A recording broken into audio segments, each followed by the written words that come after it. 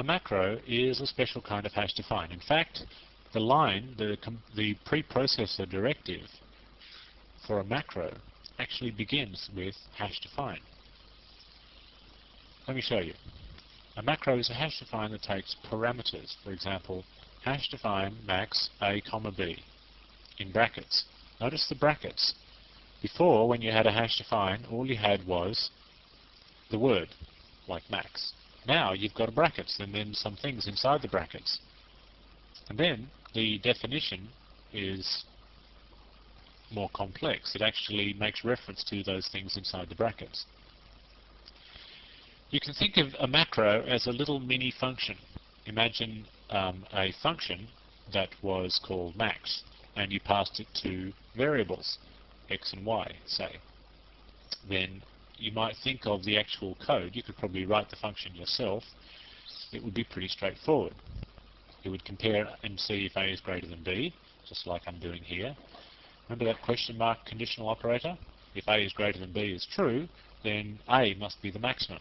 Otherwise, b must be the maximum. So this kind of thing happens with macros as well. Let me show you the rest of this. This is how you might use this. You might have three variables, x, y, and z, and you might say z equals the maximum of x and y. Can you see that? Can you see that would be a fairly straightforward thing to do. Just look at the last line of code. Just look at the last line of code and you'll see that that is a fairly simple line of code.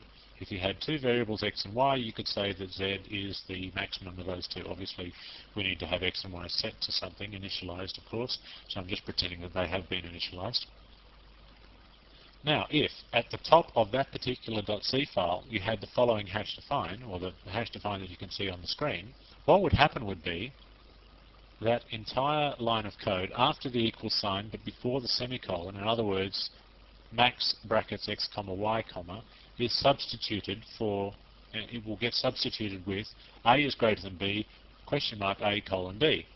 Except for the fact that in everywhere you won't actually have the a's and b's, you'll have x's and y's. It's kind of magic. Because a is the first parameter and b is the second parameter, we're using that macro definition with x and y. So x and y will be substituted into that particular formula that you've got.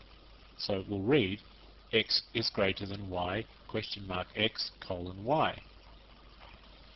Why don't we go and look at this exact example in source code and compile it and see what we get. Okay, here's macro.c in the chapter 9 folder. This is exactly the example that I showed you on the slide. Okay, there's our hash define. That's our macro, and there's the line of code. There's our three variables. This time I actually have initialized x and y, of course. Now, without trying to understand how macros work, what do you think the value of z will be? Well, if this is all going and working according to plan, the value of z will be 7, because 7 is the greater of 6 and 7, of course. So how does it work? Well, recall that all C preprocessor directives, including hash defines, are text substitution. So what will happen is a text substitution will occur every time you see the word max. It will be substituted with this max up here. And I'll show you how that works. Let me just, that will be our original line. I'll just make a duplicate of that, just so that we've got something to compare with. Now, this whole bit of code here, this whole sequence of code will be substituted with this whole sequence of code, because that's the way hash defines work. It's text substitution. So I will copy that, let's do a little copy there, and I will put it just here. So that's essentially what's going on. However, the C preprocessor is a little bit clever. It's saying, okay, x is the first parameter and y is the second parameter. So they get fed into A and B. So wherever you see an A, you should really think of that in this particular example as an x. And wherever you see a B, you should think of that as a y.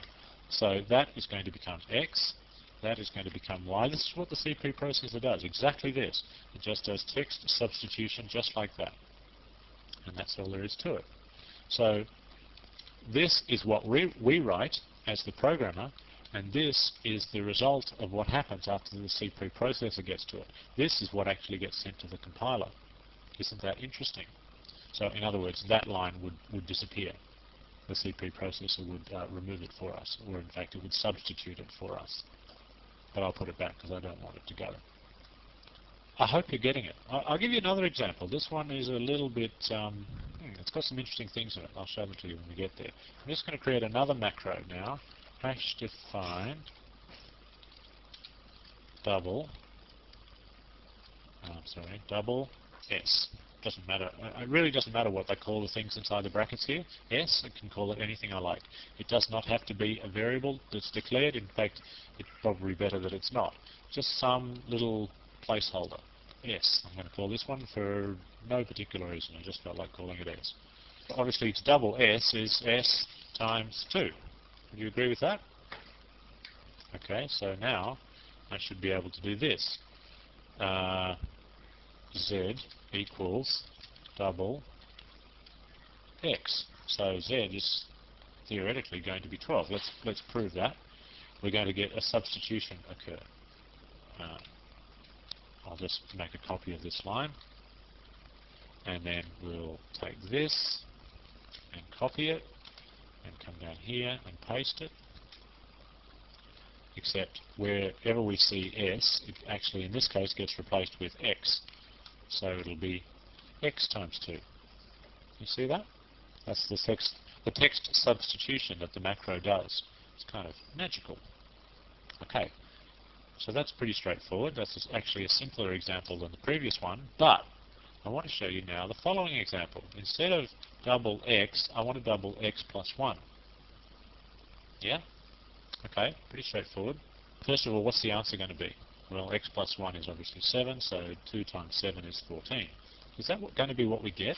Let's find out. I'll just do a printf. Okay, I've just inserted a little printf there. So that should work. Let's compile that. 0 errors. And run. Double X is 8. How do we get 8?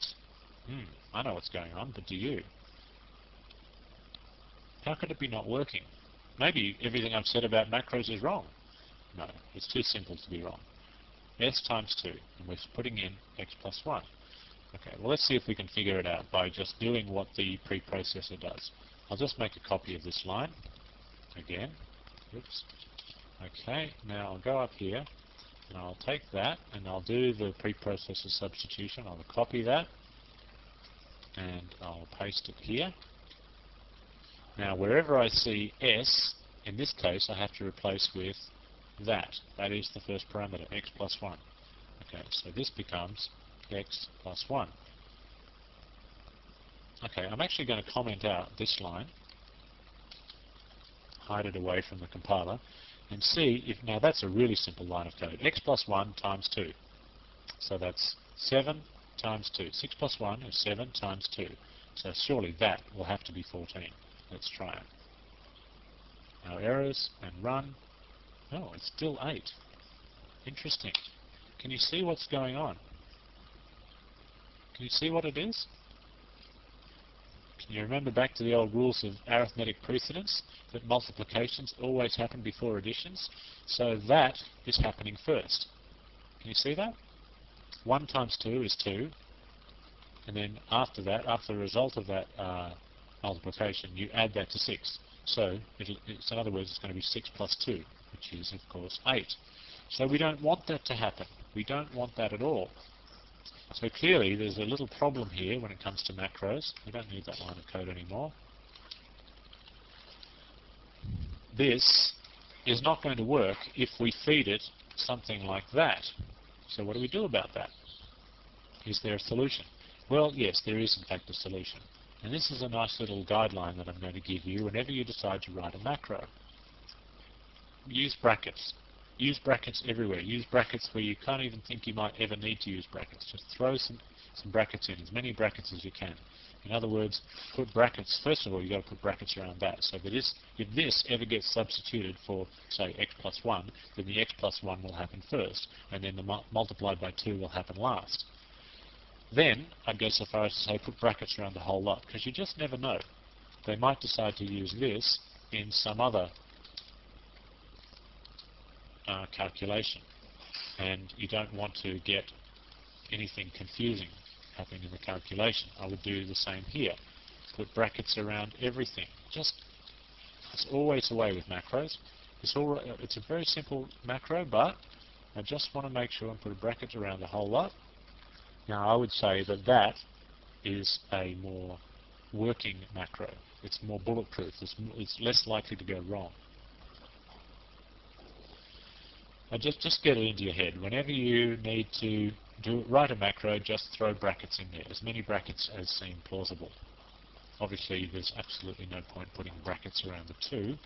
You can if you want to. It's certainly not going to hurt, but it's just pointless because 2 is 2 is 2. There's always 2. Whereas you just never know what's going to get substituted in there. And you also never know where this is going to get substituted. So just throw the brackets in just to make sure everything happens in the order that you want it to happen in. Okay, let's try and compile this now, and hopefully it will work properly. Double of x is 14. Okay, so that's much better. It's not 8 anymore. Okay, do you get the idea with macros? Good. If you don't, please just think about this a little bit more. This is simple text substitution. This this x plus 1 gets put anytime you see an s here. This x gets put anytime you see an a here. A here and a here, and y gets put wherever the b's were, because that is the first parameter and that is the second parameter. It would not make any sense. In fact, you would get a compiler error if you tried to do this. If you just tried to call the macro x with just one parameter. Max is defined as requiring 2 parameters separated by commas. So if you only give it 1, you're going to get a compiler error. Don't believe me? I will prove that to you. Total error is 1. What's the error? Macro max used with just one arg. Okay, that's saying you've only used it with one parameter. You really should have used it with 2. Okay, so I'll just